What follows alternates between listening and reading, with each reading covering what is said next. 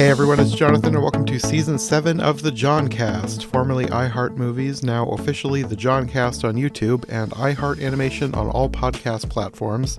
This is also Season 6 of Every Version Ever and Season 4 of the Disney Movie Marathon. I'll do my regular stats-based, nerdy podcast look back toward the end, but first I want to talk about the movies and TV I watched in 2024, give my top recommendations, as well as bring on some of my friends to give theirs. For me, like the past few years, at least since 2020, I haven't gone to the theater as much as I would like. Part of that was because I was just so much busier this past year, and part of it was there just weren't enough movies that I absolutely had to make it a point to get out to the theater to see. I think I only went to like 8 to 10 movies this year, less than once a month for sure, except for that one time that we went to 2 movies in one day.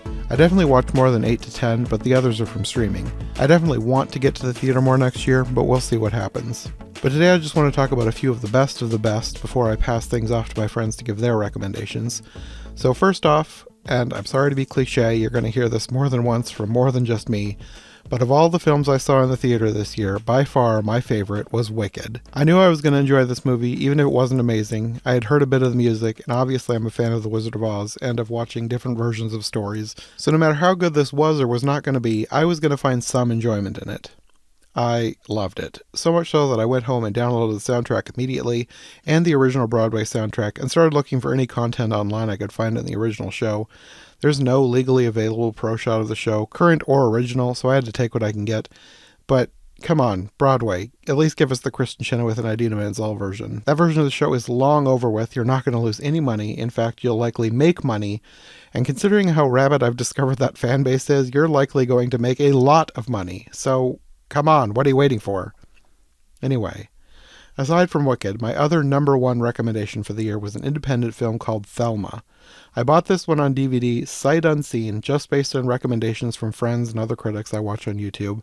I think I first heard about it from Rachel Wagner, and she and everyone else were all correct. Thelma was absolutely hilarious and so much more heartwarming than you might expect. Thelma is a 90-something-year-old grandmother who falls victim to a phone scammer pretending to be her grandson with an immediate financial emergency. She sends him $10,000 only to discover her grandson is completely fine and she's out a pile of money. So she does what any other helpless little old lady would do, borrows an electric scooter and a gun and goes on a quest for justice. It's amazing.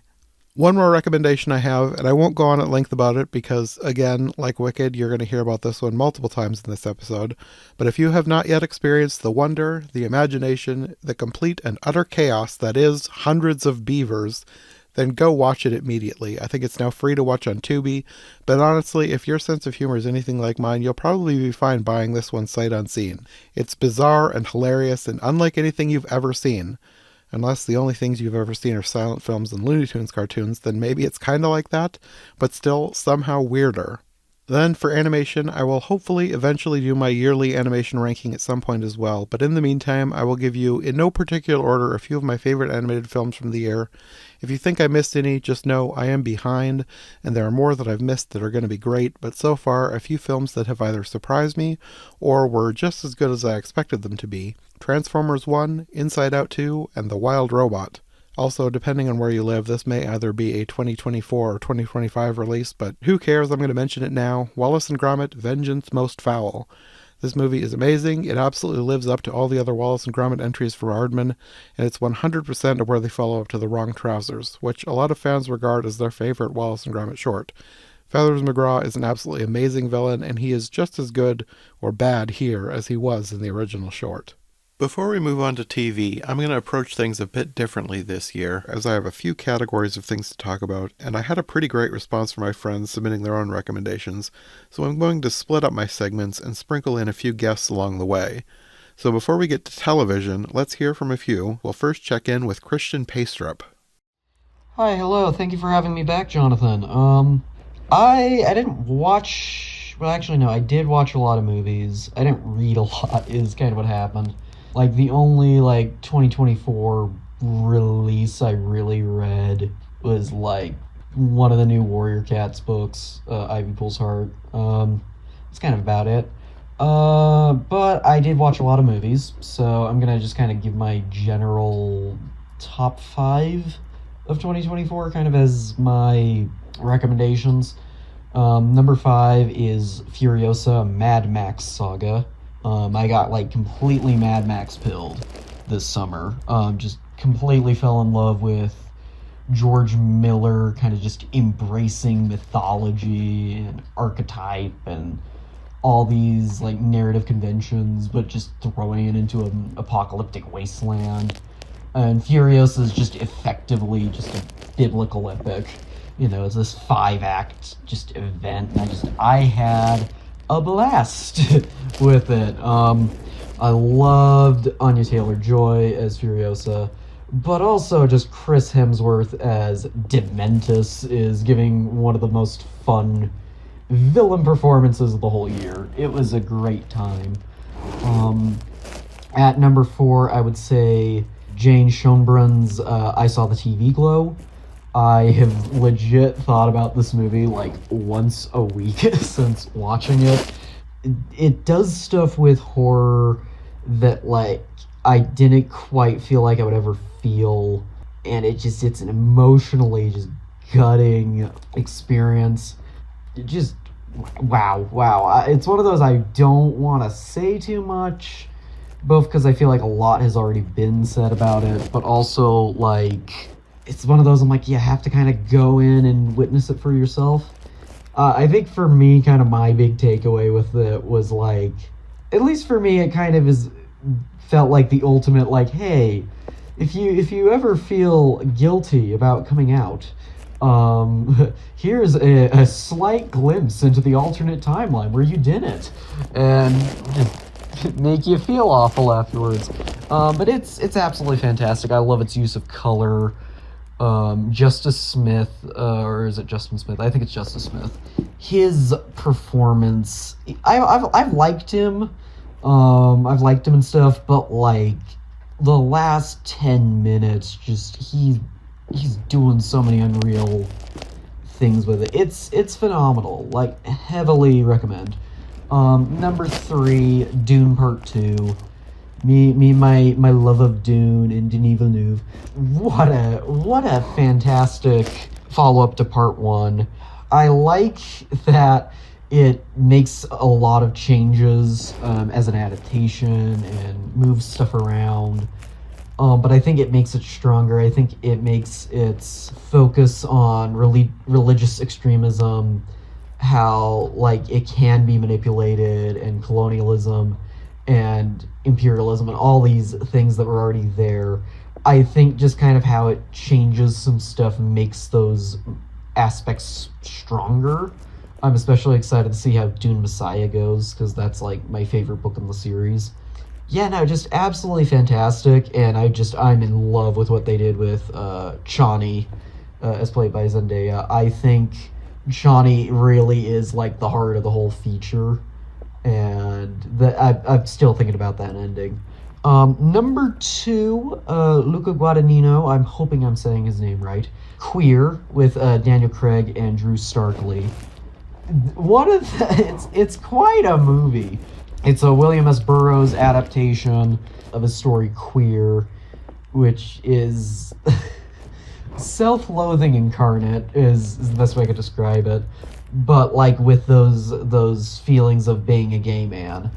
Queer kind of like wraps around itself and almost like plays as a commentary on Burroughs. And it just ends up being this layered examination of like kind of this idea of like self-loathing and the desire to be loved are one and the same. Like it's just dealing with all this contradiction, and it's very surreal, very beautiful, but also like dark in a lot of ways, and there's kind of a vileness like underneath the surface. Like Daniel Craig really like just holds it all together. I've always been a Daniel Craig fan. He's one of my favorite actors, period. And he just does stuff that I don't think he knew he was capable of, and I didn't think he was capable of. He manages to be just funny and kind of childlike in a lot of ways, but also just cruel and terrifying in others. Like he's just kind of dilating the entire time, and it's phenomenal. And like by the end, I was just in tears. It's tremendous. And then my number 1 is Wim Wenders' Perfect Days. which is a very simple movie, just about this janitor in Tokyo and just kind of his day-to-day life. Just kind of, you see him on shift, you see what he does after work. Like, he has like a garden, and he likes to take pictures of this tree, and he likes to read books. And it kind of is just about like discussing, like, are you truly content with your life? How kind of life is always an up and down.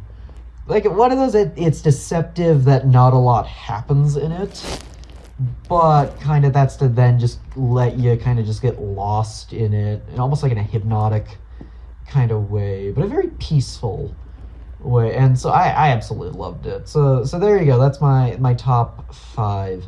Sorry if that went on a bit long. Thank you for having me, as always, Jonathan. Hi, everybody. I am Rachel from Rachel's Reviews, and my top 5 favorite films from 2024. Number 5, I have Hundreds of Beavers. This was an insane, crazy comedy, madcap. I loved the aesthetic. I loved the style. It was just so fun, so creative. Number 4, I have Musica. This is about a man with synesthesia, I think it's called, where he hears every tick, hears every sound. And so the songs just come alive around him. And I loved everything about it. It was so beautiful. Then number 3, I have A Real Pain. I just thought this was so authentic. It really captured the dynamic of being with your cousins, and when you have that person in your family who's a lot of personality and trying to manage them, and going on this trip, and all the emotion tied with their grandma. I thought it was so well written, so well done. Number 2, I have Ghostlight. This is a beautiful tribute to community theater and the power of just community to help us through tough times in life. And I really, really enjoyed it. And it's the father, daughter, and mother are real life family, and so it has that authenticity that you want. Number 1, I have The Wild Robot, and I think this is a powerful movie about the power of nurturing, and that it can't help but change Roz the robot when they're nurturing this little geese. And it's just a beautiful message, beautiful story, incredible animation. I loved it. So that is my favorite movie of 2024. Yeah. Hey, John. Happy New Year. Hope all is well. It's Stanford Clark here. I just wanted to give you my top 5 films of 2024, but with the caveat that there were a lot of movies I didn't see this year due to some personal circumstances. I just did not get to the movies as much as I would have liked. But anyway, these are the 5 films that I enjoyed the most. At number 5 is A Complete Unknown, which is that biopic about Bob Dylan, starring Timothy Chalamet. I just thought it was a terrific movie. Just an interesting view into that time period. Timothy Chalamet does a fantastic job playing Bob Dylan. In fact, I kind of hate to admit it, but I think I like Timothy Chalamet singing Bob Dylan songs more than I like Bob Dylan singing Bob Dylan songs. Anyway, so I guess it's kind of hard to admit that. Now, at number 4 for me is Young Woman in the Sea, which is a very interesting movie starring Daisy Ridley about an American woman who was the first woman to swim the English Channel, and based on a true story, but just a beautifully told biopic, gently done. Just I had a deft touch and beautiful cinematography and a really great performance by Daisy Ridley. So really enjoyed that film a lot. At number 3 is the total guilty pleasure of the year for me, which is Deadpool versus Wolverine. The movie was so, honestly, typically that would not be my cup of joe, but I guess I was just in the right mood for it. I found it just so funny, so refreshing, so delightful. Loved the cameos, loved the, basically it was just, I felt in a lot of ways it was a love letter to 20th Century Fox and their Marvel films, and such a great performance. And when Madonna's Like a Prayer showed up, I was just like, oh my goodness, this movie is just too funny, too great. So anyway, yeah, that was my number 3. At number 2, I've got Pixar's Inside Out 2, which I loved, and a lot of people loved it too. I was surprised how much money it made, but that wasn't necessarily why I liked it. I just was so grateful that Pixar had a hit. but then also it was a deserved hit because I thought the film was terrific and timely, so well made, great voice cast again, and just an absolute terrific film, total home run for Pixar. And my favorite film that I have here at number one from 2024 was Wicked, Part 1. If I were to have a complaint about Wicked, I think that they probably could have told it all in one film, just like they do with the play. But still, what absolutely fantastic adaptation of the stage musical. Ariana Grande and Cynthia Erivo are just fantastic in the lead roles. John Chu, thought his direction was brilliant. I just think John Chu really knows how to direct a musical. Just great musical numbers, great camera movement, fantastic supporting cast, and just this soup to nuts, a marvelous film. So very excited for Wicked for Good, which they're calling Part 2, which comes out next Thanksgiving, or I guess Thanksgiving here in 2025. But anyway, those are my top 5, John. Thanks for including me, and wishing you and your great listeners all the best. Hi, this is Lisa from My Bookish Agenda, and I just want to say thank you to Jonathan for including me in this lineup. I'm very excited to share with you all my top 5 of 2024. Now, on my regular account, I talk about books and paper planners all the time, and so I'm not going to give you my top 5 of those because, again, I talk about those all the time. I want to give you my top 5 of something I never get to talk about, which are TV and films. So let's start off with my favorite feature film of 2024, which is Conclave. Y'all, this is my new Shawshank Redemption. Anytime it's on, any place, anywhere, any point in the movie, I will watch it. Yes. The pageantry, of course, the acting, everything about it, the costumes. I love a good, palace intrigue, and it's all set against the backdrop of Catholicism. As a former Catholic, yes, I ate this entire thing up. I love it so much. The next, let's do documentary. So I stumbled across the Movie Pass, Movie Crash documentary, and I will admit, I knew that Movie Pass started out with a bang, and then it just absolutely just collapsed. I had no idea the details about it. I thought this documentary was really well done. It hit on all the points. It wasn't like some documentaries get bloated with a lot of repetitive information. This one was very engaging. And again, there was so much in it that I just absolutely had no idea about. So yes, favorite documentary. Kind of shifting over to TV, but let's do TV, made for TV movie. My favorite was the Hallmark / Mahogany Sense and Sensibility adaptation. First of all, I'm a huge Jane Austen fan, and so I will watch any adaptation, good, bad, ugly, but this one was just so gorgeously done. They went all out with the costuming. They stayed true to the script. I was worried that they would cut some parts of it being Hallmark, but they got in there and they gave us the full story, and I just love how they portrayed the original book. So A+ all around. And moving from film to TV, let's talk about my favorite TV show of 2024. Now, this is not a new show. This is a new to me show, but I don't watch a whole lot of TV shows. So when I find one I love, I'm like, yes. And that is on Apple TV, and it's Slow Horses, the one with Kristen Scott Thomas and Gary Oldman. I love a show that is not afraid to take risks. It's not afraid to kill some people. I mean, not every show needs to have death, but this show gets in and gets out. From what I understand, it's a book per season, and each individual season is wrapped up, but there is a through line story of these characters. My husband and I binged the first season in one day, and then we've just gone nonstop. And now we're done, and now we're bummed because we have to wait a while for season 5, but I just love it. It's very gritty though, so if you're not into gritty and violence and seeing people like up close murdered on screen, then this probably wouldn't be for you, but I thoroughly enjoyed it.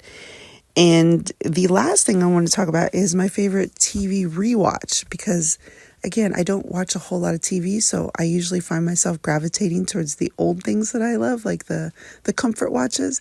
And for the first time in a very long time, my whole family and I rewatched The Golden Girls from start to finish, and it was a delight. My kids had only seen partial episodes. Of course, I've seen the whole run many times. And so it was a delight to sit down with my teenage kids and watch it from start to finish and see how the show progresses and let them see how much, the reason why I love it so much. So yeah, there you have it. Those are my top fives of 2024. Again, thank you, Jonathan, for having me be a part of this. I greatly appreciate it. And here's to 2025. Thank you all for submitting your recommendations. There are still a few more to come, but first I want to talk about the TV I watched in the past year. This is going to be a short list because I am so behind on everything I want to watch, or even what I usually watch. It's January and I still have yet to watch the latest Doctor Who Christmas special, but I will mention that the most recent season, which I was very much looking forward to at the beginning of last year, was good, but a bit of a mixed bag. There were a couple of extremely good episodes, like absolutely top tier. 73 Yards and Dot and Bubble were everything I love about Doctor Who. But then we also had things like Space Babies and Empire of Death, which started strong for very different reasons each, but by the end they kind of fell apart. Not terrible, but they had issues that kept me from fully enjoying them. Overall, I've loved Ncuti Gatwa as the 15th Doctor and Millie Gibson as Ruby Sunday, and her family that they revisit every once in a while are great as well, but I'm hoping it improves in the next season. And then, as I said last year, the most consistent thing that I've definitely kept up with, and have kept up with all year, has been anything Star Wars. Except for Young Jedi Adventures, I've heard it's good, but when I have limited time for TV watching, a series aimed at little kids is not top priority. The Bad Batch ended this year, and it was so good. I want more of these characters, but it ended so much better than I expected. And it even gave a hint that some of our favorites could return in a future series, and I really hope they do. Tales of the Jedi came back as Tales of the Empire and had two stories following two characters I've really wanted to know more about, Barriss Offee and Morgan Elsbeth. Barriss we had not seen since she betrayed Ahsoka in the 5th season of the Clone Wars all the way back in 2013. I cannot believe it has been that long. But I loved where they took her in this new series, and I'm hoping we get more of her in the future. In live action, we had The Acolyte, one of the most divisive entries in the Star Wars franchise ever, and that's saying something. I enjoyed the show for what it was, but it really should have been a movie. It suffered from poor editing choices, namely how they broke it up.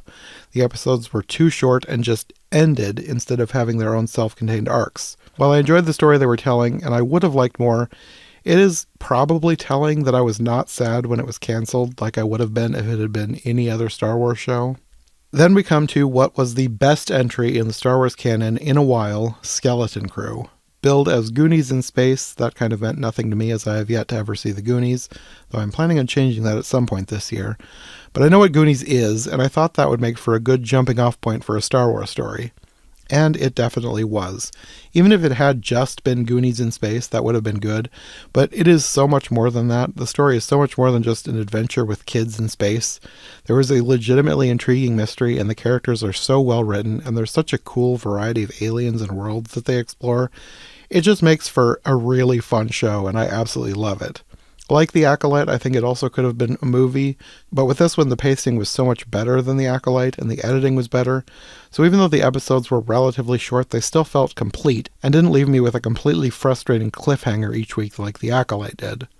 All in all, if you only watch one thing from this year in Star Wars, watch Skeleton Crew. And for now, that's probably about all I've got to say about TV. I've fully neglected all my favorite shows this past year. I only watched a handful of Bob's Burgers episodes and maybe a couple Abbott Elementary. I guess I did watch the entire series of Agatha All Along, and that was great, but I think that was the only Marvel thing I actually went out of my way to watch this year. And even then, I only had time to make time, like a month or more after the series was over. Like with TV in general, I'm just way behind on anything Marvel. Oh, one thing I did recently binge to catch up on was Big City Greens, an animated series on Disney+. I don't remember if I've mentioned it before, but my cousin Sasha and I love that show, and we've been trying to get together more often to watch cartoons, so this was our top priority to catch up on. It is such a fun series. If you're looking for a good all-ages cartoon to watch with the family, or even just by yourself if you need some cartoon therapy, and who doesn't these days, watch Big City Greens. It's about a small-town family of farmers who lose the farm and have to move to the big city to live with Grandma while they get back on their feet. It has some Beverly Hillbillies-style wackiness, but there's also a lot of heart and great characters. Highly recommended. There's also a movie that came out last year, but that's next on Sasha's and my list to watch, so I will probably report back on that in my eventual 2024 animation ranking. Before we move on, let's talk to a few more of my friends about their recommendations, starting with Conrado Falco. Hi, everybody, and thank you, Jonathan, for having me on, just like we did last year, to talk about some of my favorite things of the year. I am mostly a movie guy, so I guess I'm going to talk about movies.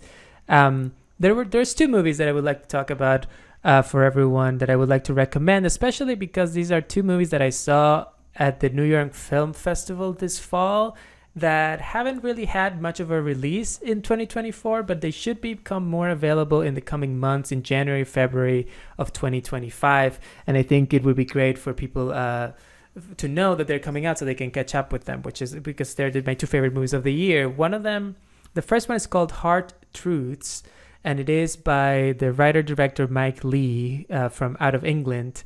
And he made this movie about a woman named Pansy who is just a very, very difficult woman. She's clearly hurting on the inside. She has a lot of fears and insecurities, and they all manifest in a really intense aggression. And she's a very angry woman where everything that happens to her, she's just lashing out at everybody.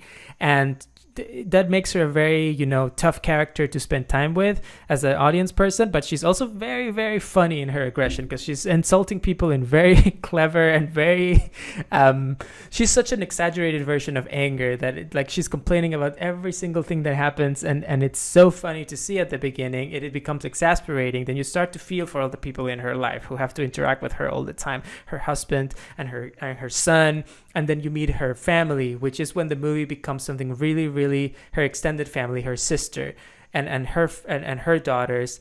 The movie starts to become a much richer, very emotional, very almost like very moving experience about, what fear and insecurity that becomes anger, the toll that takes in people's lives, and what we can do. And I thought it was the reason why I love the movie so much is because it takes such a difficult and likable character, and it makes us, at least it made me, really feel for her and really understand that there's a person that's hurting in there, and what that means for all of us and when we interact with other people, and how we interact with them, and how we go about what do we do with our own fears and insecurities, and when we're angry, and how to deal with all of those emotions. I think it's something very important about life, and I think this movie really gets at something very important. Marianne Jean-Baptiste is the actress who plays Pansy. She gives an incredible performance, one of the best performances not only of this year, but that I have ever seen. So I think it's really, really worth checking out.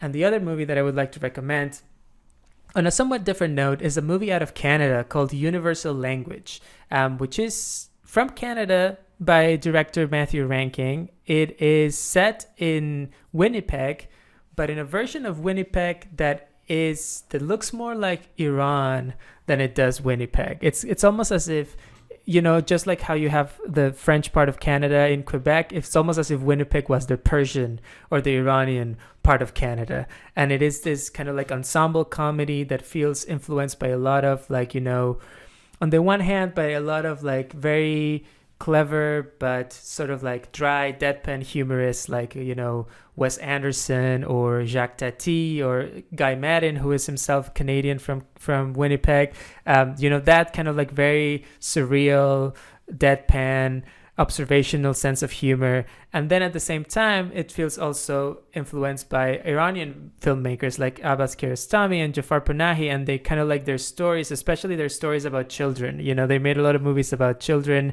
out in Tehran or other parts of Iran who have to and they're kind of daily struggles, which reveal in the background something much deeper and much profound about Iranian society in those cases. And in this case, you just have this very totally unique concoction of Canadian sensibilities and Iranian sensibilities and sense of humors, and this very it's hard to describe the movie. I just want to say it's no other movie I've ever seen. It is very funny in my opinion. It has incredible weird gags. It has a running joke involving turkeys that is really, really funny, and it has all this kind of weird characters who appear here and there, and it has this kind of structure where one character will appear in one scene, and then later you will find out, oh, that character is related to this character, or he works here and she works there and she's this guy's sister, and things like that, in a very delightful experience. So that is Canada's submission for the International Film Oscar, and I think that's coming out sometime in February. I think Hard Truths is coming out sometime in January. So I would definitely encourage everybody listening to this to seek those movies out when they come their way or when they're on streaming, depending on where you live.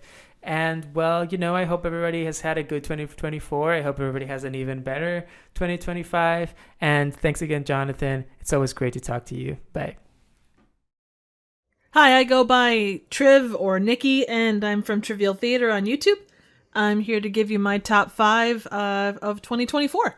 First thing out the gate, I'm a big horror fan, so that's where a lot of my top ones lie. And the first one of that list is a movie called Slay that aired on Tubi. It's actually a Tubi original. It's kind of a really unique combination of From Dusk Till Dawn, the most fabulous drag show that you've ever been to, as well as Priscilla, Queen of the Desert. Basically, it's 4 drag queens show up at this middle of nowhere bar that looks like it belongs like in something out of Mad Max, and shenanigans ensue as they're attacked by vampires. You've seen variations on this theme, and it's certainly not 100% new, but the way that they go about it is so fun and campy. It has more sparkles and glitter than you can shake a stick at, so definitely worth a watch. My next one is I Saw the TV Glow. This one has been talked about by a lot of reviewers, and it's one of those where you really do have to stick around until the end. Not to say that there aren't signs throughout, but it's that last 15 minutes that really hits you where you live. Its big message is talking about figuring out who you are for yourself as compared to who you're told to be. And although the message is tailored quite significantly towards LGBTQ+, it is something that I think a lot of people across the board can relate to. It is an emotional movie, and in its own way, it does make you think deeply about a lot of stuff. It left me considering a lot of stuff for a lot of days, and I am grateful to it for that. My number 3 is the movie that that also makes one incredibly emotional. It's called Flow. It's a Latvian movie that was done using animation software that is either free or incredibly low priced to put together, but it is an absolutely beautiful movie.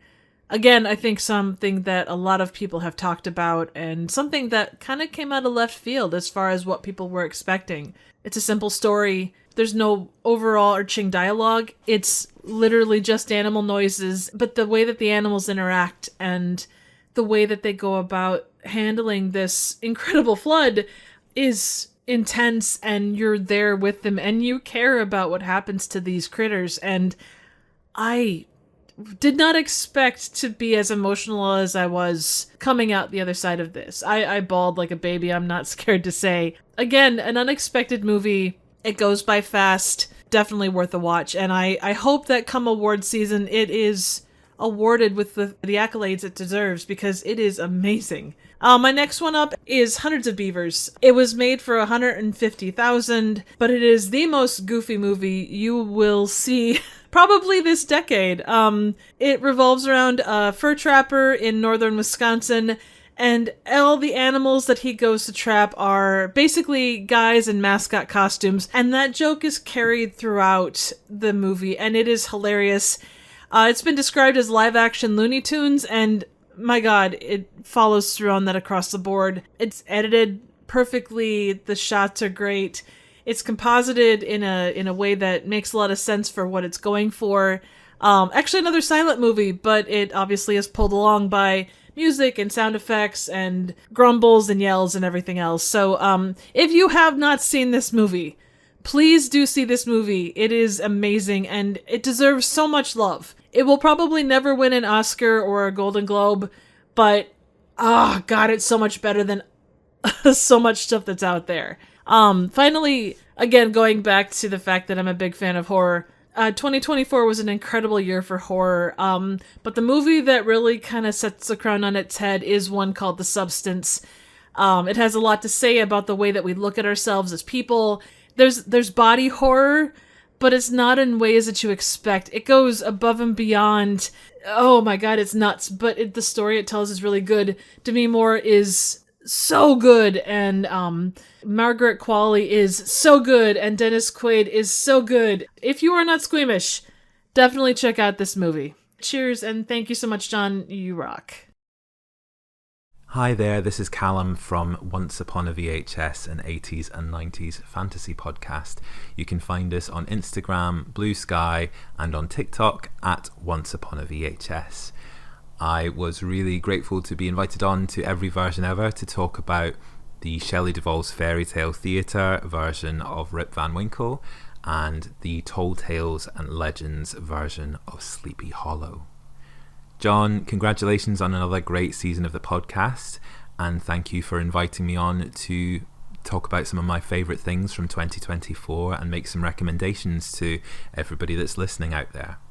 My first pick is a movie, and this was my favourite movie of 2024, and it feels strange recommending it because it was so massively successful. It continues to be so massively successful and a real blockbuster. I would urge you to see it in theatres if you can, because it really is made for the big screen. It's funny recommending it because so many people I know have already seen it, but I know there are some that would be reluctant to go and see this. They might think they don't like musicals, or might have other reasons why they think it might not be their cup of tea, but I'd recommend people to give it a chance, and that is, of course, Wicked. Now, I might be biased because I'm a big fan of all things Wizard of Oz related, and this is a beautiful adaptation of the stage musical, which is itself adapted from the novel by Gregory Maguire, which was written in response to the MGM Wizard of Oz film, which was an adaptation of L. Frank Baum's book. So there's a long legacy to this movie that's just come out, and it really feels like it honors every aspect of that legacy. There's such beautiful visual flair and care and attention to detail that's been brought to the screen by director John M. Chu, who also directed In the Heights, which was another fantastic musical, and Crazy Rich Asians. He's got such a great cinematic eye, and I think there's so many Easter eggs and cool little nods to the whole Oz universe that are in here, so it really warmed my heart. And of course we have to talk about the two lead performances from Cynthia Erivo as Elphaba, who becomes known as the Wicked Witch of the West, and Ariana Grande as Glinda, the Good Witch. And these are two fantastic performers at the top of their game, doing incredible and fresh interpretations of these characters who, you know, for somebody like me who's familiar with the original Broadway cast recording of this musical, it was so wonderful to hear the spirit of those songs being honoured, but having something new brought to them. And that goes for the film itself. There is such beautiful production design and costumes, and the sets are incredible and all practical, and there's something about it that really brings me back to those old school movies that used physical spaces, and it feels less CGI heavy than so many of the fantasy films that we see today. So yeah, it's a strong recommend for the Wicked movie from me. If you're listening to this, I think you've probably already seen it, but maybe see it again. You might find something different in it if you can.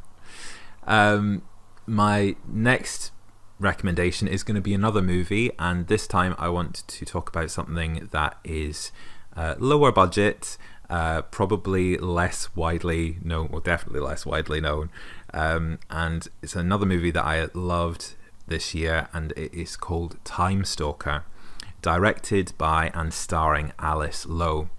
This is British independent cinema at its most quirky and creative and unusual. It's sort of a bit fantasy, a bit science fiction, a bit romantic, even a little bit of horror and gore in the mix here. It's just a fantastic film, which covers lots of different time periods. Although it's really funny, there's darkness and tenderness to it. Alice Lowe is so funny. There's a great supporting cast here as well, including Jacob Anderson, who was in the Interview with the Vampire TV series, which was another favourite thing of mine. And yeah, highly recommend Time Stalker. This one, I don't think is going to be necessarily everybody's cup of tea, but I just wanted to mention it here because I feel like some people might not have heard of it, but they will absolutely love it. I think particularly if you like things like Time Bandits maybe, or Blackadder, or Monty Python perhaps, like that sort of dry British humour with like surreal elements. This will be really up your street. It definitely was up mine. Okay, my next recommendation is going to be for a TV series, Chaos on Netflix, which was unfortunately not renewed for a second season, so it's a one-season wonder. But it is a bold, fresh reinterpretation and reimagining of Greek mythology, taking elements of the stories of Orpheus and Eurydice and the Minotaur and all of these different elements of Greek mythology and kind of reworking them into this contemporary feeling story. We have Jeff Goldblum as Zeus, the king of the gods, and it's another brilliant cast. Some really interesting little ways in which the Greek myths have been reinterpreted, and different spins on things and different characterizations. A lot of fun and quite moving in some parts as well. Brilliant production values. It looks great. Yeah, highly recommend Chaos. My second TV recommendation is actually going to be an episode from the last season of one of my favorite comedy TV series of recent years, and that is What We Do in the Shadows. If you haven't heard of it, it's a sitcom about a group of vampires living in Staten Island. It's so funny. It's again a spin-off of a movie from back in the 2000s. The movie's worth a watch as well, but the series has some brilliant comedy performances. This last season maybe isn't quite up there with the very best of the show overall, but there's still so much to enjoy. I still love it. I think it has been a really good show from beginning to end. But there's one particular episode of this last season which guest stars Steve Coogan as a ghost, which is so funny. And that would be one of my recommendations as well. What We Do in the Shadows as a show generally, but particularly the episode Laszlo's Father. So my next recommendation is going to be for a video game, and that is Age of Wonders 4. Now, I'm slightly cheating with this one because the game was originally released in 2023, but the developers keep releasing new content for it, and a lot of the really great content has come out in 2024. It is definitely my most played game of 2024, and it is so much fun. There is so much opportunity for you to create your own fantasy world through this game. You are the ruler of a faction that you can create and customize really to an extent that no other game in the fantasy genre has been able to provide, and it really has lots of opportunities to role play and try different things whilst building up this kingdom. You can choose what your faction looks like, what their culture is, what sort of tomes of magic and different monsters and units that they can use, down to the weapons and the looks and the appearance. It's just so customizable, and it really is like creating your own fantasy adventure in the world of the game. I have spent so much time playing this game and just trying different things with it and experimenting, and the game really encourages you to do that. So that's a big favorite of mine, and one I would recommend to fans of things like maybe like Civilization, but also if you were a fan of the Heroes of Might and Magic games, this is like the spiritual successor to it, but beefed up, and giving you so much more of an opportunity to imagine things and to create things in the way that you really want to play and to suit your play style. So Age of Wonders 4. My final recommendation is going to be for a podcast, and that is Not My Fantasy, hosted by Callum and Hannah. And this is a podcast which covers all kinds of fantasy movies, from the Disney animated classics to the Netflix Christmas fantasy universe to Scooby-Doo on Zombie Island. Like, it's a real variety of different fantasy movies, but they are all covered in depth with a lot of attention to the lore that has inspired them, and also just so much funny commentary on the films themselves. Lots of great insights and thoughtful readings of the movies, but really, really hilarious at the same time. We have been lucky, myself and Michael, my co-host on Once Upon a VHS, we were invited on to talk about the movie All of Us Strangers, which, another great movie, which technically opened in 2023, but had a wider release in 2024, so I'm sneaking that in as an additional recommendation of a movie.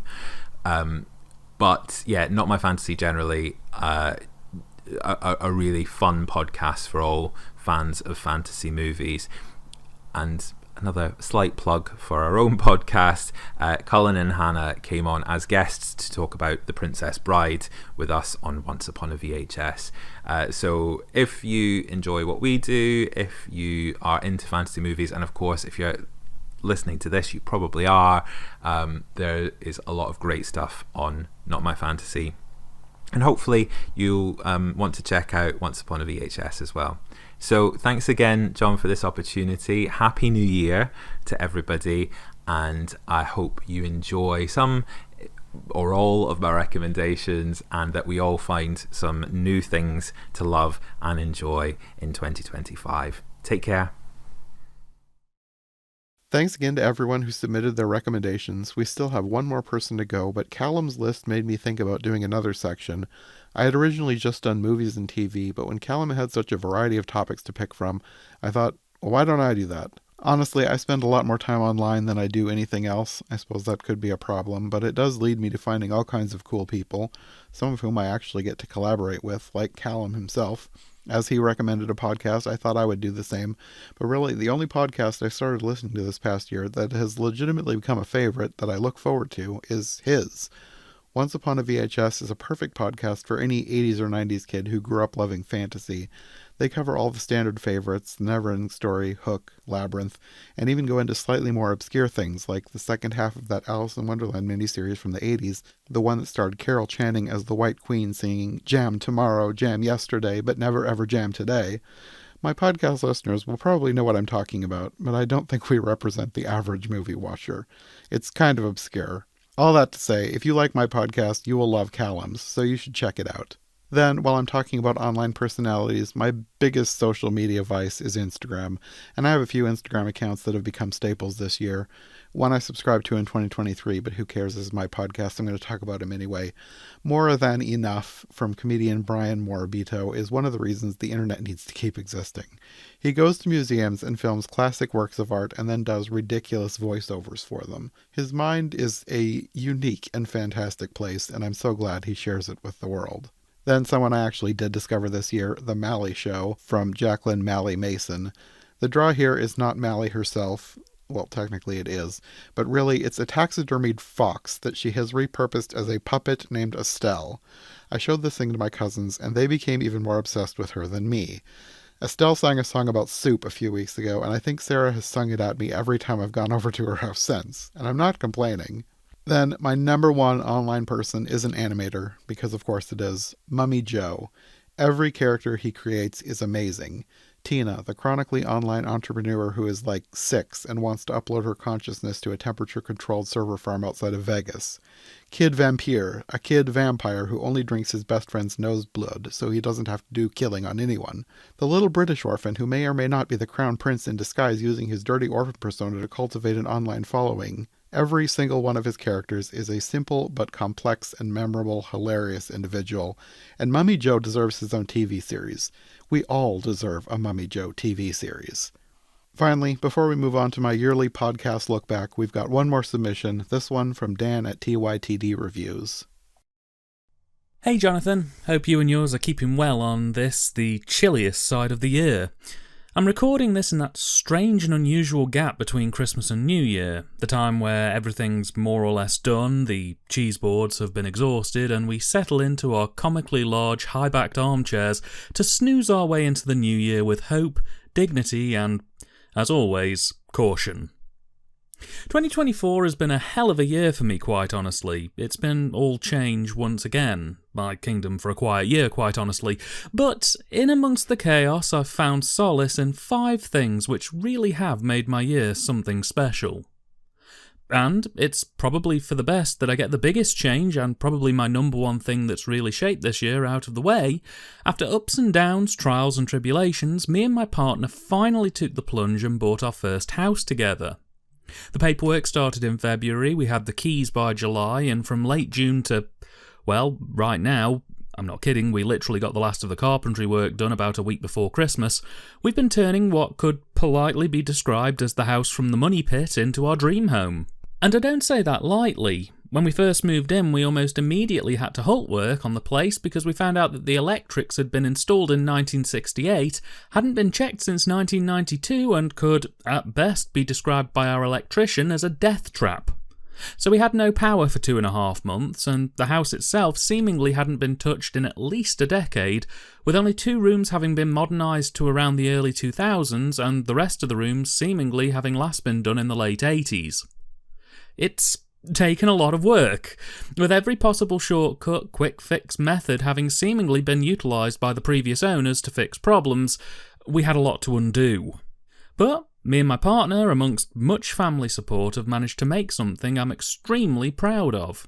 It really has been a labour of love, and even though it's still not quite there yet, the vision's taking shape, and I reckon by this time next year, we'll well and truly have it exactly where we want it. More so than ever, I'm thankful to my many friends around the globe who've been there through the struggle of it all.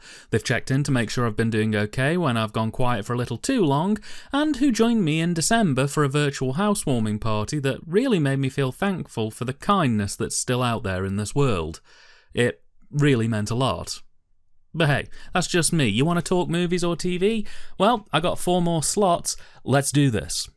Around March time, those fabulous folks at AGFA released what is probably my favourite Blu-ray release of the year in Hey Folks, It's Intermission Time. A 2-disc Blu-ray set featuring some of the grooviest, craziest vintage movie intermission and commercial trailers ever committed to disc.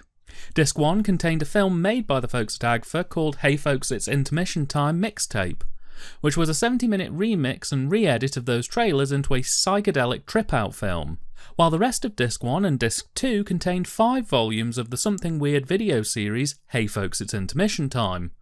Basically, back in the 90s, Something Weird put these compilations out on VHS, and the folks at AGFA have recaptured the master tapes of these compilations, cleaned them up a bit, and presented them all on one set. At near enough 12 hours worth of material, the set's basically been a grail release of mine for the longest time, and you better believe I pre-ordered it the second it was possible to do so. I wasn't disappointed.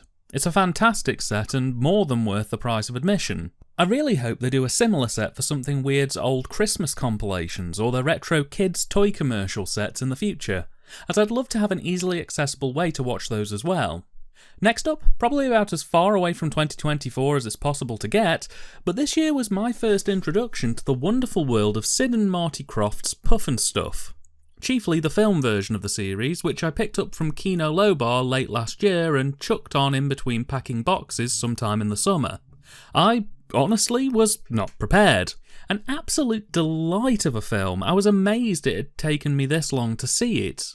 It's upbeat, fantastically colourful, the songs are total earworms, the characters bizarre, memorable and quotable. I found myself utterly engrossed in it, and since watching it, I've tried my best to get as many folks who haven't seen it to check it out as soon as possible. It really is a surreal and genuinely delightful watch that I'm sure could raise even the grumpiest of spirits. Speaking of grumps, or Grinches in this case, and not to get too crawly bumlick, but my next highlight of the year was actually hanging out with yourself, John, and Triv as we tackled every flavour of Grinch movie for your podcast and YouTube channel. I had no idea what I was letting myself in for with these films, and we recorded them right in the middle of a particularly tough period of time on the renovation front. It was honestly such a delightful break from reality to watch all these different stabs at trying to make the adaptations work, and then to head into a conversation with yourself and Triv where we could barely stop from cracking up from 1 minute to the next. It was honestly such a delight, and even though I didn't enjoy the Jim Carrey version, you still let me keep going, and for that, I'm forever grateful. And finally, finishing off 2024, something I didn't know I needed, nor did I ask for. At the start of December, the BBC announced a new Doctor Who project. And man, I was not prepared for what that turned out to be. A Star Wars Special Edition style reimagining of one of my favourite Doctor's final stories. The War Games in Colour released on the 23rd of December, and I spent a good chunk of Christmas Day afternoon watching it in a fug of turkey, mince pies, chocolate and Bucks Fizz. And I felt like I was a kid opening a brand new bike. I was utterly beside myself and totally engrossed for the 90 minutes. The story, which initially broadcast from April to June in 1969, was the second Doctor, Patrick Troughton's swan song story. An epic 10-part serial running to near enough 4 hours in length, in which the Doctor has to fight a renegade Time Lord who's scooping the finest fighters out of their time zones and making them fight each other to try and create the ultimate army.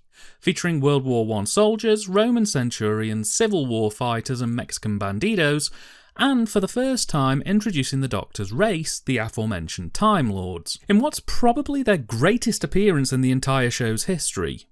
It sees the end of my favourite Doctor and two of my favourite companions, and it does so in a bittersweet and unflinching way that feels justified, cruel and well considered.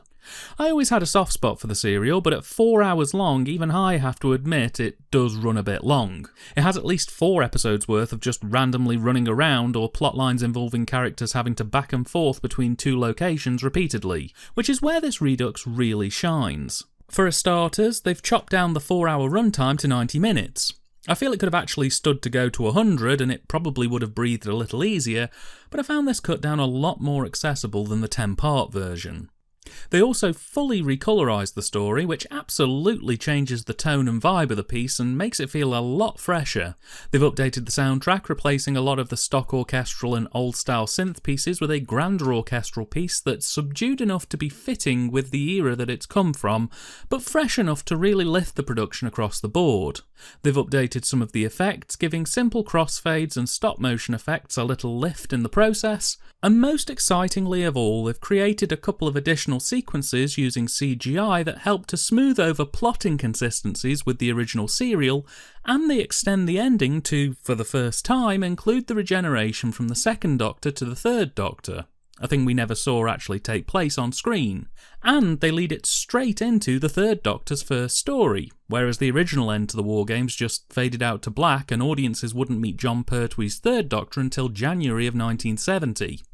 Much like Star Wars fans, there's been a lot of contention to messing with classic-era Doctor Who, and I can understand to a degree some of the resistance to this. But unlike Star Wars, all of the classic era of Doctor Who is readily available, fully remastered on DVD and mostly on Blu-ray too. The War Games in Colour is just a complementary piece to go alongside the original, aimed at trying to pull newer fans and younger audience members into watching classic era Doctor Who. It doesn't replace the original, it just makes it more accessible to modern audiences and newer tastes. And I think if it isn't replacing the original, well, what's the harm? I had a ball with it. It'll probably be my preferred way to watch this story going forward, mainly so I don't have to book out an afternoon in my calendar just to watch the full version. And Even if you aren't that well versed with Doctor Who, I'd still recommend it as not only a pretty good time, but a decent enough introduction to Doctor Who, and the classic era specifically. Well, I've taken up enough of your guys' time. I gotta get back to the grind. Those pictures won't hang themselves, you know. Jonathan, thank you so much for helping make my year a good one. I wish you and yours a happy and healthy 2025, and I hope to be back talking about something's every version ever very soon. Take care. Thanks to everyone who submitted their recommendations for the year. There are always so many more movies than I would ever be able to see, so it's nice to get such a wide variety of thoughts, a lot more than just my own narrow preferences. Hopefully there was a recommendation in here for you. As I've been doing for the past couple of years, I wanted to do a recap of the previous year, both looking back at my podcast and what some of the best episodes were, as well as how much things have grown over the last year. Like I did last year for my favorite episodes that I made with my friends, I'm going to put together a playlist on my main channel on YouTube, so if you want to catch all my favorites from the year, just in case there were any you missed, they'll all be handily compiled in one place. Some of these episodes are yet to come for some of my shows. Most episodes are made first for one podcast and then premiere later on another, so if you only listen to like every version ever, just know that anything book related I'll be mentioning that we made last year will be coming soon. For example, throughout the year, Jenna and I and several guests made a bunch of episodes for Wonderland Wednesday, and all of those episodes are coming to every version ever starting next week. And toward the end of the year, I decided that the Disney Movie Marathon was going to get first premieres of most Disney episodes, especially the canon, so there are a couple episodes we made there that haven't even come to the main channel yet, but those will be some of the first up this year. To kick things off in 2024, we finally made it to Peter Pan and the Disney Movie Marathon. Stanford Clark joined me for that episode, as well as its sequel and its remake, but since I was already recording several episodes for the Disney Movie Marathon, I decided to take that opportunity to do a bunch more and do Peter Pan for every version ever. Some of my favorites were watching Hook with Nicki from Trivial Theater, as well as the other one I was probably most familiar with, Conrado Falco joined me for the 2003 adaptation with Jeremy Sumpter. Early on in the year, Nicki also joined me to talk about the very last Star Wars prequel film, Revenge of the Sith. We plan to go back and do more Star Wars in the future. No immediate plans, but stay tuned. Not long after that, Nicki and I were joined by Dan from TYTD Reviews, and we finally got back to Gremlins, and we covered Gremlins 2, A New Batch. And then later in the year, they also introduced me to a brand new film, as previously mentioned, Hundreds of Beavers. We watched that together on a live stream, and then we did a whole podcast on it. I can't stress enough how wild that movie is, so go watch it and then come back and listen to our podcast. In April, I was joined by Carmen and Jenna, and we talked about Mickey Mouse Clubhouse, of all things. That was not necessarily an episode I had ever planned on making, but we had such a great discussion, and I'm so glad we decided to cover it. As mentioned previously, Jenna and I also did a whole bunch of episodes of Wonderland Wednesday last year. I think my favorite in terms of episodes we made was when we finally covered the Disney Channel series from the 90s, Adventures in Wonderland. But my favorite in terms of things we watched was the Royal Ballet's Alice in Wonderland. That was so good. As usual, one of my favorite things of the year has been my animation ranking. Katie Fabric joined me for, I think, the 5th year in a row. It's either 4th or 5th, ranking every animated film we'd seen from 2023 from worst to best. Katie and I were also joined by Nicki to talk about Lady and the Tramp, and we covered the entire franchise, the original, the sequel, and the live-action remake. In July, I was joined by Nicki and Dan to do every version ever of The Grinch. Mark and Carmen also joined in for the original animated version and its sequels, but that whole series was so much fun. Besides the original, we also covered the live-action Jim Carrey version, as well as the horror parody, the recent animated version from Illumination, and the hilariously bad NBC live-action musical. The whole series was so much fun, I'd recommend listening to them all from beginning to end. In August, I started a series on every version ever that I've been wanting to do for literally years, The Wind in the Willows. Sarah and Nicki both joined me to talk about a 1983 stop-motion animated version that none of us had seen before deciding to do the podcast, but it literally became an instant favorite. Sarah and I also talked about the version that I grew up with from 1995, and Nicki and I talked about the live-action version from the Monty Python team. I was also joined by Morgan and Chelsea from the Rotoscopers for an episode to talk about the Rankin Bass version.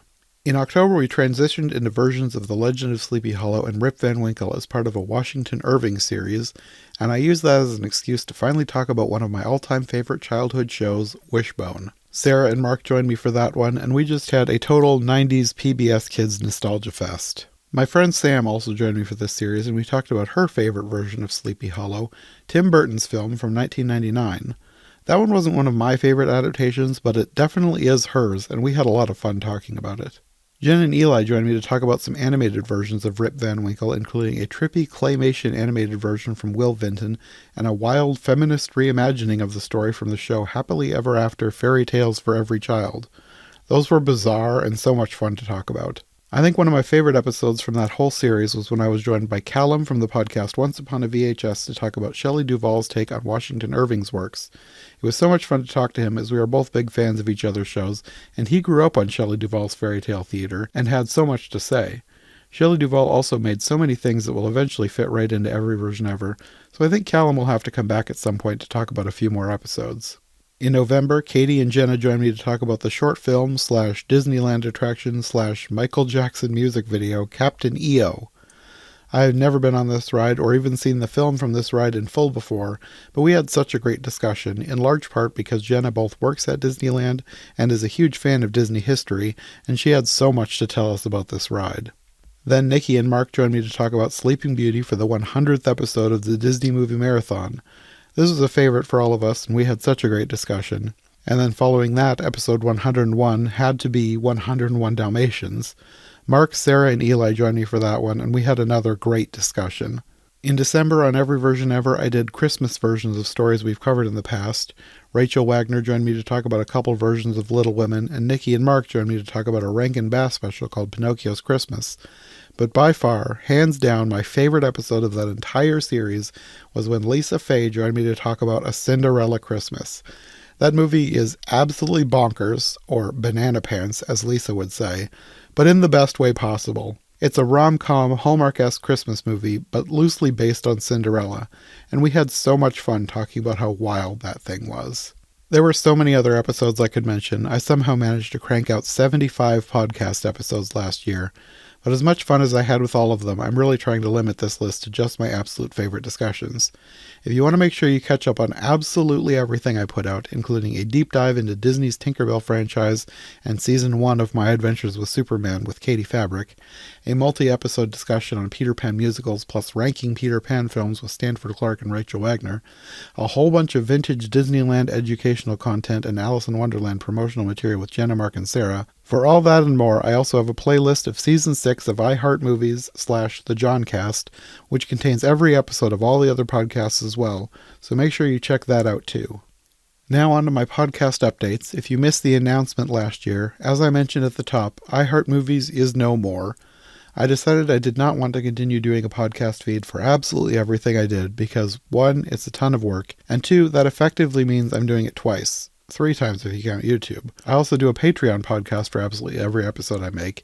The only difference was Patreon got extended and bonus episodes as well. This year I decided I wanted to narrow the podcast focus to just animation, with a few bonus episodes that likely would appeal to that audience. On YouTube, I rebranded to the Johncast, so if you listen to podcasts through YouTube via my main channel, you will still get everything, aside from the Patreon exclusives. I'm still marinating an idea to turn the Johncast into a standalone audio podcast of its own, but if I do, it will definitely be more curated and likely follow an every other week release schedule like the Disney Movie Marathon now does.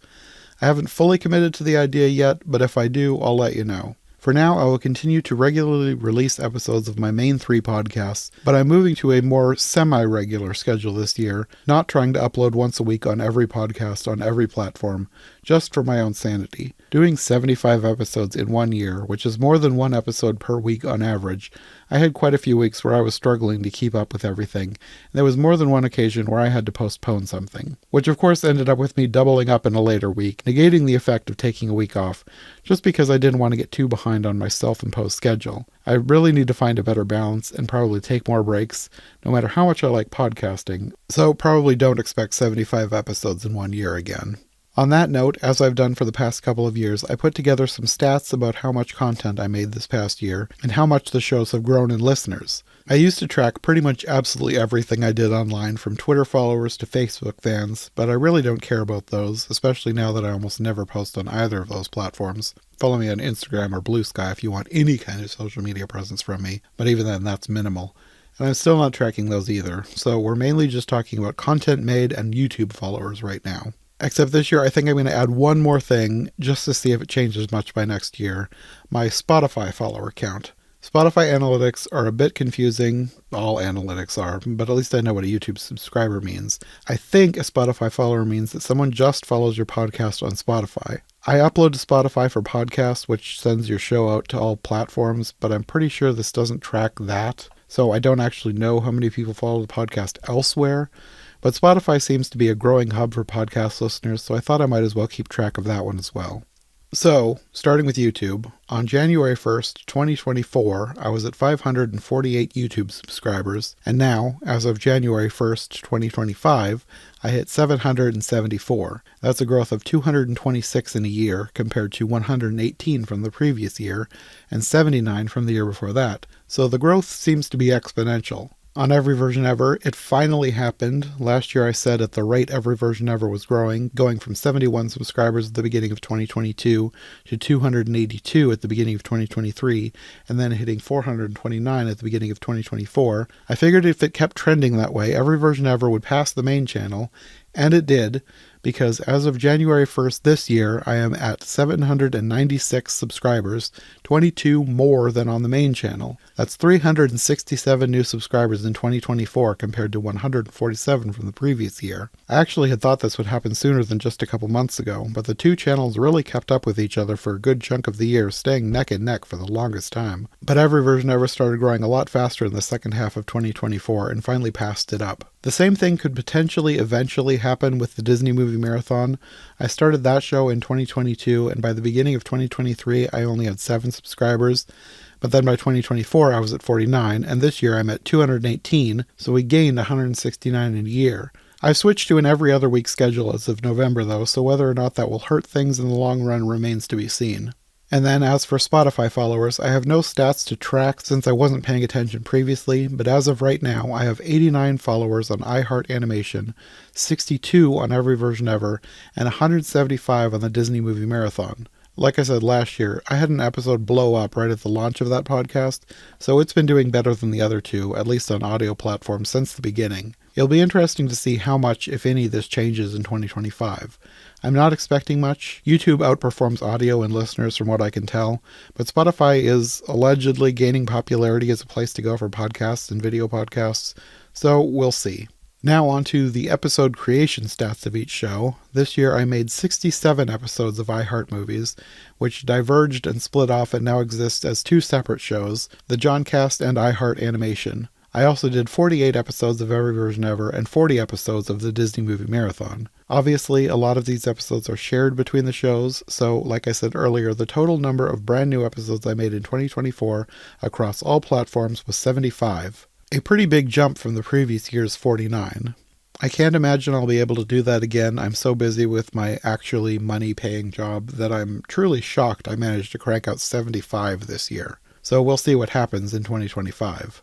On that note, let's talk about what you can expect coming up in the next year. Let's talk bad news first. Like I said, at least on the Disney Movie Marathon, I am definitely cutting back on how much I release. I will mostly be aiming for an every other week release schedule this year. It definitely got too hard to keep 3 full-time podcasts going towards the end of 2024, so I had to cut back. I am also probably going to be cutting back on Every Version Ever, but using a different strategy. I still want to aim for a weekly release, but contain that to just when I have a full series to release. So like I said, we're going to open this year with Alice in Wonderland since I worked ahead on that last year. I will release those weekly and then take a break until I have the next series ready, with no set time for how long the break will last. I do have a mini-series in the works for after Alice in Wonderland, so it may end up not being more than a couple weeks break, but I definitely won't be releasing Every Version Ever quite as often as I did this year. iHeart Animation will likely have a bit of a more regular and consistent schedule. It's mostly comprised of animated episodes made for other shows, so it should be a bit easier to keep it up regularly.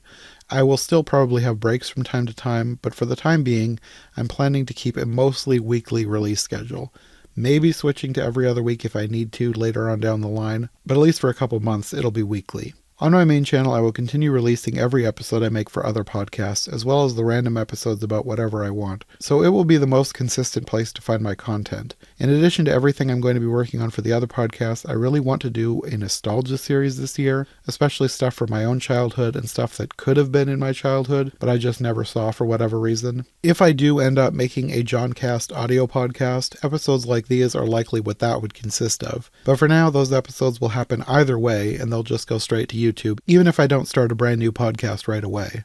Now, as for what kinds of episodes are coming, on the Disney Movie Marathon, again, let's get the bad news out of the way first. As you can tell, I stepped away from always doing a mini-series with each Disney canon film, partially because I really had to cut back towards the end of last year. I literally could not keep up with everything I was trying to do. But also, I've been thinking for a while that it's just taking me way too long to get through the Disney canon this way. I'm really hoping to step it up this year and get a lot more canon episodes out. We're almost to the end of the Silver Age. I'd love to make it all the way through the Bronze Age by the end of the year. We'll see if I'm successful, but at least I'm working on it. However, even though I won't be doing full mini-series as consistently anymore, episodes that would have been in them will still happen. At some point I will go back to Sleeping Beauty and do the Maleficent films, and for 101 Dalmatians there are the 2 Glenn Close films as well as the recent Cruella film starring Emma Stone, not to mention all the other animated spin-offs they've done over the years. Plus, at some point I really want to talk about the book with Sarah and its bizarre sequel. All of that may not come right away, or together in a full series, but it will come eventually. Beyond the hypotheticals and plans for the far future, what can you expect immediately? Well, first up, this year, Stanford and Mark will be joining me to talk about the next films in the Disney canon and take us through the end of the Silver Age. We've already recorded an episode on The Sword and the Stone, and we have plans for The Jungle Book and Mary Poppins. Then Larry and Eli will be joining me for some more Disney-adjacent episodes. We're going to be talking about some of Disney's rival studios and how we think they're doing. And of course, all these episodes will be both for the Disney Movie Marathon and iHeart Animation. On iHeart Animation outside of Disney, I'm also planning to do a series on Wallace and Gromit with Sarah, Nicki, and Dan. Not sure on the timeline for that or how many episodes we'll do, but hopefully that will happen soon. Barring any delays, we start recording next month, and those episodes will likely double as bonus episodes on the Disney Movie Marathon, just to help fill in some of the cracks that will be left by the new every other week schedule. On Every Version Ever, like I said, we're starting with Alice in Wonderland. I worked ahead on that on and off all last year on the main channel, and this year I'm planning to do something similar with a new series, currently, tentatively titled Every Fairy Tale Ever. That series will be made first for the main channel, releasing occasionally throughout the year, but when I have enough episodes built up, it will then become a series on Every Version Ever. Every Fairy Tale Ever will be a lot more random than Every Version Ever, as I'm using it as a way to both work ahead on random fairy tale series for Every Version Ever like Cinderella or Sleeping Beauty, but also I want to cover stories that either don't have as many adaptations as usual as the ones I normally cover on Every Version Ever, or maybe ones that were only ever adapted once. There are a lot of stories out there that are far more obscure than things like Snow White or Hansel and Gretel, and I'm going to use this series as a way to spotlight some of the more obscure fairy tales out there. Aside from fairy tale content, I still want to do more War of the Worlds. I know I said that last year and I never found the time, but I would also like to do more of H.G. Wells' work in general as well. In October and November, I did a series on Washington Irving, going back and forth mainly between Sleepy Hollow and Rip Van Winkle, but I'm thinking I would like to do something similar with more authors, especially ones whose works may not be adapted and readapted as often as things like Alice in Wonderland or Pinocchio. I don't have anything at all set in stone yet, but in the future I would like to do a series for H.G. Wells, Beatrix Potter, and Roald Dahl. Whether or not that happens this year remains to be seen, but I am planning on it for the future.